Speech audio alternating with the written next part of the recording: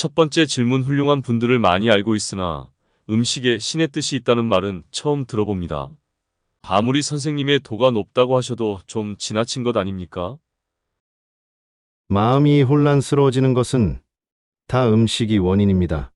음식을 절제하면 마음이 안정되고 작은 일에 동요하지 않습니다. 마음이 동요하지 않아야 신의 뜻에 가까워집니다. 술과 고기를 먹으면 마음이 쉽게 흥분되고 흐트러져서 생각지도 않은 나쁜 짓을 하게 됩니다. 또한 과식하면 몸 안의 기가 무겁게 되어 마음이 제 갈 길을 정하지 못합니다. 수행을 깊게 하는 사람들은 오후 4시 이후에는 음식을 먹지 않아야 합니다. 이런 방법은 다 기를 고요하게 하여 마음을 다스리기 위한 것입니다. 음식을 절제하지 않으면 밤낮 기도를 해도 마음이 항상 혼미하니 어찌 신을 만날 수 있겠습니까? 다시 말하지만 진정 신을 만나고 싶은 열정이 있다면 자신이 먹는 것을 줄여 마음속으로 신께 드리면 됩니다. 음식을 절제하는 것은 현재와 미래에 다 도움이 되는 일입니다. 현생에서 음식을 절제하여 이를 천지에 남기면 전생의 악연을 풀어 현생의 명복을 늘릴 수 있습니다. 현생에서부터 안락세계에 사니 자연스럽게 임종 또한 편안할 수 있습니다. 사람이 죽을 때 모습을 보면 어떻게 살았는지 알 수 있습니다. 죽을 때 괴로운 마음이 없으면 다가올 세상에도 괴로운 마음이 없는 세계에서 살게 됩니다. 현생에서 음식을 절제하여 이를 천지에 늘리면 반드시 미래로 가져갑니다. 현생을 바탕으로 미래에 도움을 얻는 것입니다. 두 번째 질문 어떤 사람들이 성공합니까? 스스로 그것을 알 수 있는 방법이 있습니까? 자신이 성공할 것인가를 알고 싶다면 먼저 식사를 절제하고 이를 매일 엄격히 실행해 보면 됩니다. 만약 이것이 쉽다면 반드시 성공할 것이고 그렇지 않다면 평생 성공할 수 없다고 판단하면 됩니다. 식사를 절제할 수 있는 사람은 모든 것을 절제할 수 있습니다. 식사를 절제하는 것은 마음에 안정을 주고 몸을 보살피는 근본입니다. 그렇기 때문에 스스로 흔들리지 않습니다. 출세가 준비되지 않은 사람은 식사를 절제하려 해도 쉽지 않습니다. 안타까운 것은 이런 사람이 세상엔 너무 많다는 것입니다. 그래서 성공하는 사람이 적은 것입니다. 세 번째 질문 음식을 적게 먹으면 아무 때나 먹어도 상관없습니까? 음식을 적게 먹더라도 일정한 시간에 먹어야 합니다. 식사 시간이 불규칙한 사람은 관상이 좋아도 운명이 흉한 길로 들어섭니다. 이런 사람은 일이 잘 되다가도 벼랑간에 안 좋게 되고 희망이 보이다가도 천길 낭떠러지로 떨어집니다. 평생 걱정이 떠날 날이 없으며 계획한 것도 제대로 되지 않습니다. 일이 완벽하게 성사되는 것처럼 보여도 나중에 하자가 생깁니다. 원래 박복하게 태어난 사람이 불규칙하게 식사하면 스스로 몸을 해치기도 합니다. 분수보다 많이 먹으면서 식사 시간까지 불규칙한 사람은 논할 가치조차 없습니다. 네 번째 질문 저는 어렸을 때부터 나쁜 짓을 해본 적이 없습니다. 또 지금까지 다른 사람을 돕는 일이라면 발벗고 나서 왔습니다. 그런데 왜 항상 가난하며 사람들은 제가 한 일을 제대로 알아주지 않습니다. 사람들에게는 착하게 대할지 몰라도 세상 만물을 함부로 대하기 때문이요.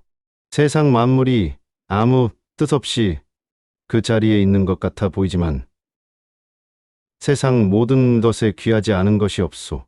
아무 물건이나 함부로 낭비하고 물자가 귀한 것을 모르면 결국은 그 화가 자신에게 돌아온다오. 지금처럼 낭비하면 앞으로 사람들에게 버림받는 것은 물론 세상 모든 것들에게서 버림받을 것이오. 사람만 소중히 여긴다고 성공을 이룰 수 있는 것이 아니오. 만물이 모두 쓸모없이 보여도 그것을 아끼고 귀하게 여기면 그것의 생명을 살리는 일이니 자연스럽게 운명을 개척하게 되는 것이요. 윗사람에게나 아랫사람에게도 이와 같이 대하는 것이 제일이요.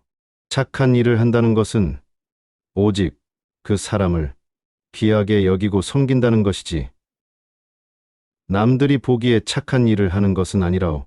평생의 기륭을 어찌 한순간의 관상으로 말할 수 있겠소. 지금부터라도 사람과 만물에 대해 고귀한 섬김의 자세를 가진다면 반드시 당신도 섬김을 받을 것이오. 5번째 질문 소식을 하다가도 쉬는 날에는 폭식을 하게 됩니다. 평소에 소식하면 가끔 많이 먹어도 괜찮지 않나요?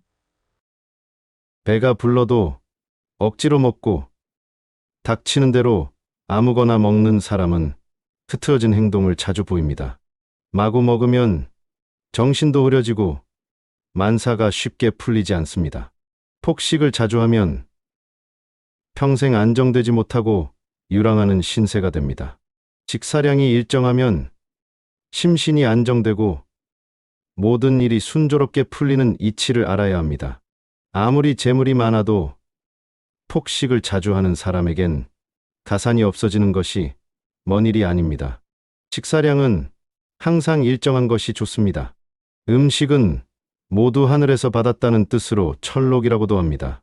식사량이 일정하면 철록도 항상 같습니다. 재물은 철록이 변하여 생기는 것인데 폭식을 하면 철록을 줄임과 동시에 재물도 줄이는 꼴입니다. 만약 가업을 이끄는 주인이 마구 먹으면 그 집에서 일하는 사람들마저 똑같이 변해 결국은 그 집이 망합니다. 철록이 무한히 많을 것 같은 사람도 식사가 일정하지 않으면 일시에 철록이 없어집니다. 식사가 무절제하면 철록도 무절제해지기 때문에 장래가 어두워짐을 명심해야 합니다. 6번째 질문. 원래는 식사를 일정하게 했었는데 요즘 들어 부쩍 폭식과 과식의 횟수가 늘었습니다.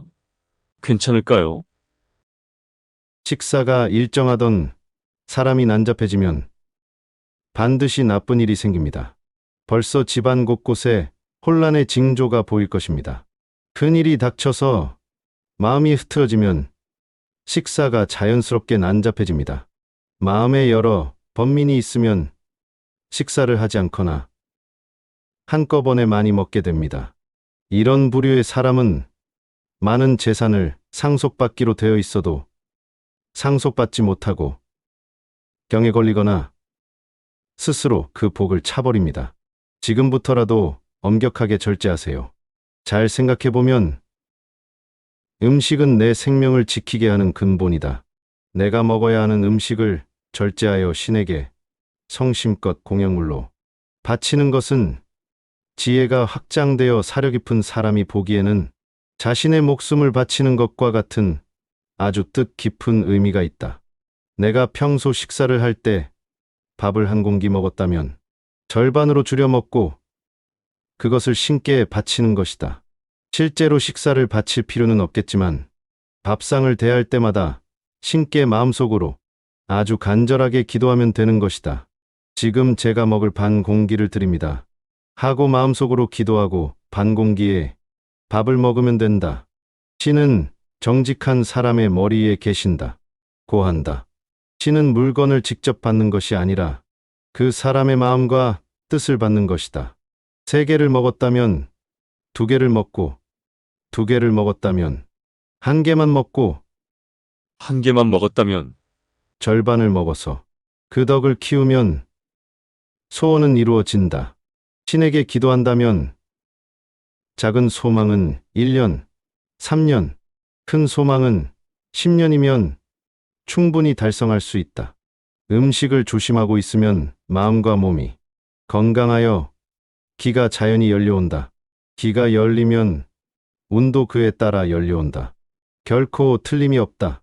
우선 3년을 조심해보라.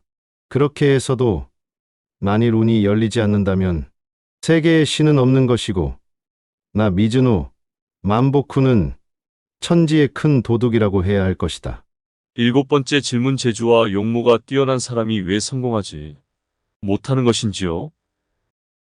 그대는 작은 성취에 만족하여 취하고 놀 줄은 알아도 진정으로 혼신을 다해 일할 마음은 없으니 어찌 성공이 있겠소. 어떤 일이든 처음부터 뜻대로 되는 것은 없소.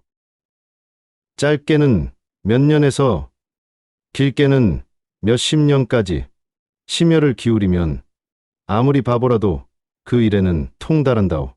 그때야 비로소 성공의 문이 열리는 것이오라 말했다. 남복 후의 공부와 성공은 절제와 혼신을 다한 외길에 있다.